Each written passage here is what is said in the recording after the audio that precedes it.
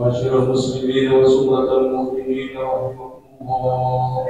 إن يوم الجمعة سيد الأيام وعيد الفقراء وعيد المساكين المنفتن فيها مقام ركعتين. فإذا سجد الخطيب على المنبر فلا يتكلم أحدكم ومن يتكلم فضله ومن هو فلا جمعة له. أنصتوا واسمعوا وأطيعوا رحمه الله. أنصتوا واسمعوا وأطيعوا رحمه الله. أنصتوا واسمعوا وأطيعوا جامعة رحمه الله.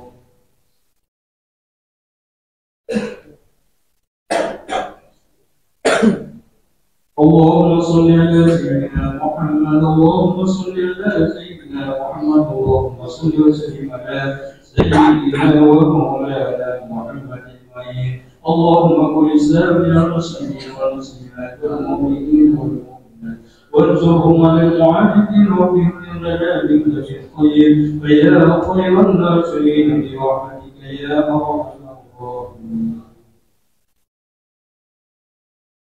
Assalamualaikum warahmatullahi wabarakatuh.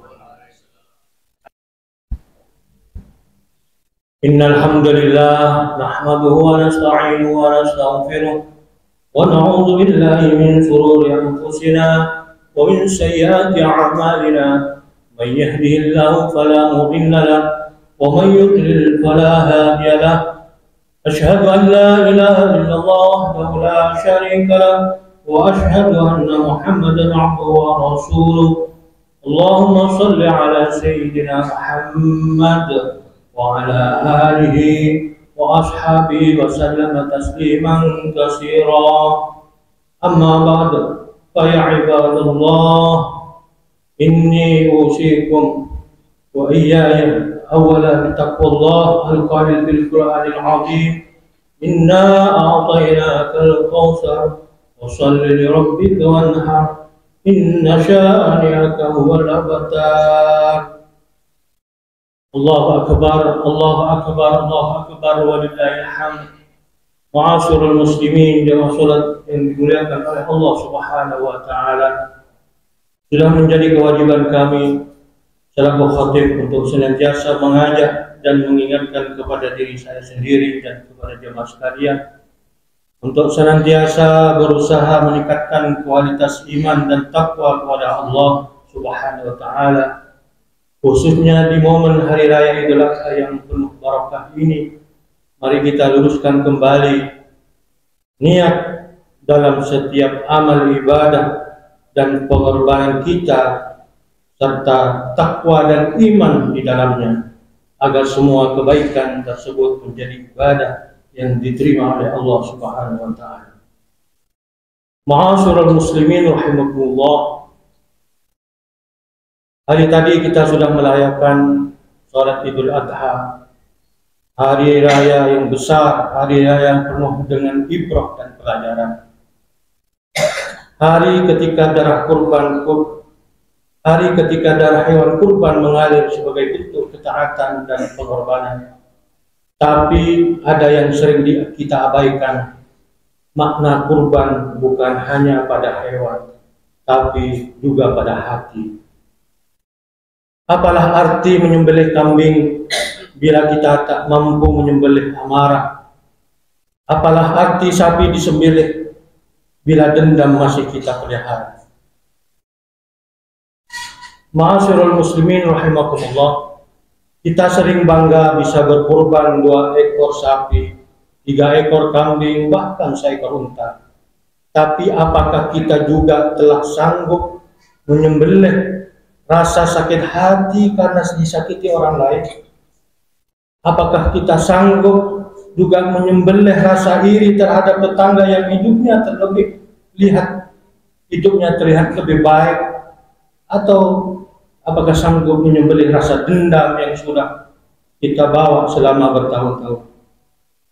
Padahal Allah Subhanahu wa taala tidak melihat daging atau darah dari hewan kurban kita. Allah hanya melihat ketakwaan kita. Sebagaimana Allah menegaskan dalam surat Al-Hajj ayat 37, la yanalallaha luhumuha wa la dima'uha lagi yanalut taqwa minkum. Daging-daging unta dan darahnya itu sekali-kali tidak dapat mencapai keridhaan Allah, tetapi ketakwaan mula yang dapat mencapainya. Ma'asyiral muslimin rahimakumullah. Ketakwaan itu tidak hanya diuji dengan menyembelih hewan, tapi juga diuji dengan menyembelih penyakit-penyakit hati. Hari ini kita hidup di zaman yang disebut oleh Rasulullah Sallallahu Alaihi Wasallam sebagai zaman fitnah. Salah satu fitnah yang menyata adalah fitnah jari-jari kita di media sosial. Kita bangga menyembelih kambing di pagi hari, lalu menyembelih karakter orang lain di sore harinya lewat komentar dan postingan yang tidak bermanfaat. Kita beri makan fakir miskin dengan daging kurban, tapi juga memberi racun kejiwaan kepada umat dengan menyebarkan hoak dan ujar kebencian. Apakah kita lupa bahwa semua akan dipertanggungjawabkan? Allah Subhanahu wa taala mengingatkan dalam surat Qaf ayat 18, "Ma yalfidu min qawlin illa ladayhi raqibun atid." Tidak ada suatu kata pun yang diucapkannya melainkan ada di sisinya malaikat pengawas. Di sisinya malaikat pengawas yang selalu mencatat. Ma'asyiral muslimin rahimakumullah. Penyakit-penyakit hati apa saja yang harus kita sembelih? Pertama, penyakit dendam dan sakit hati. Berapa banyak dari kita yang masih menyimpan sakit hati dari ucapan teman, keluarga, bahkan dari pasangan pun. Padahal Rasulullah Sallallahu Alaihi Wasallam bersabda, tidak halal bagi seorang muslim untuk menjauhi saudaranya lebih dari 3 hari. Hadis riwayat Bukhari Muslim. Dendam itu ibarat bara api. Kira-kira kita sedang membakar orang lain, padahal api itu sedang menghanguskan jiwa kita sendiri. Yang kedua yaitu iri dan hasad. Iri yang tidak membuat orang yang kita iri itu jatuh, tapi iri membuat kita sendiri tidak pernah bahagia.